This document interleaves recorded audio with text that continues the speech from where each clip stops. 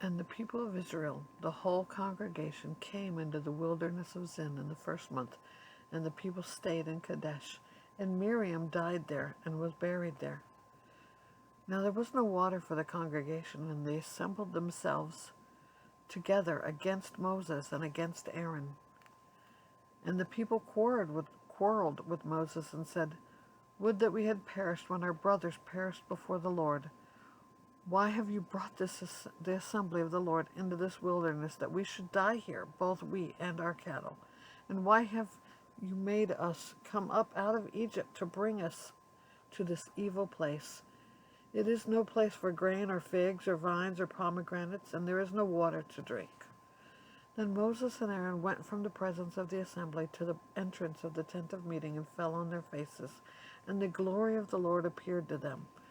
And the Lord spoke to Moses, saying, "Take the staff and assemble the congregation, you and Aaron your brother, and tell the rock before their eyes to yield its water. So you shall bring water out of the rock for them, and give drink to the congregation and their cattle." And Moses took the staff from before the Lord as he commanded him. Then Moses and Aaron gathered the assembly together before the rock, and he said to them, "Hear now, you rebels, shall we bring water for you out of this rock?" And Moses lifted up his hand and struck the rock with his staff twice, and water came out abundantly, and the congregation drank and their livestock.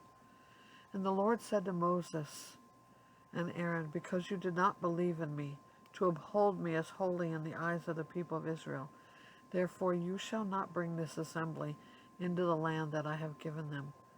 These are the waters of Meribah, where the people of Israel quarreled with the Lord, and through them he showed himself holy." Moses sent messengers from Kadesh to the king of Edom. "Thus says your brother Israel, you know all the hardship that we have met, how our fathers went down to Egypt, and we lived in Egypt a long time, and the Egyptians dealt harshly with us and our fathers. And we cried to the Lord, and he heard our voice, and sent an angel, and brought us out of Egypt. And here we are in Kadesh, a city on the edge of your territory. Please let us pass through your land. We will not pass through field or vineyard, or drink water from a well. We will go along the king's highway, and we will not turn aside to the right hand or to the left until we pass through your territory."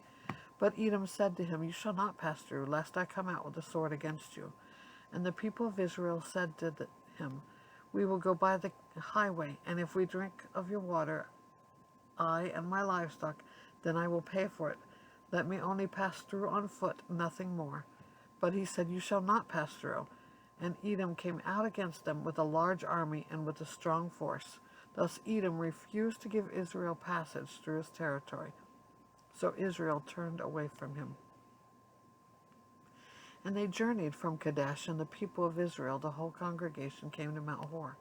And the Lord said to Moses and Aaron at Mount Hor, on the border of the land of Edom, "Let Aaron be gathered to his people, for he shall not enter the land that I have given to the people of Israel, because you rebelled against my command at the waters of Meribah. Take Aaron and Eleazar his son, and bring them up to Mount Hor. And strip Aaron of his garments, and put them on Eleazar his son. And Aaron shall be gathered to his people, and shall die there." Moses did as the Lord commanded, and they went up to Mount Hor in the sight of all the congregation. And Moses stripped Aaron of his garments, and put them on Eleazar his son. And Aaron died there on top of the mountain.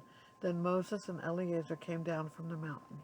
And when all the congregation saw that Aaron had perished, all the house of Israel wept for Aaron 30 days.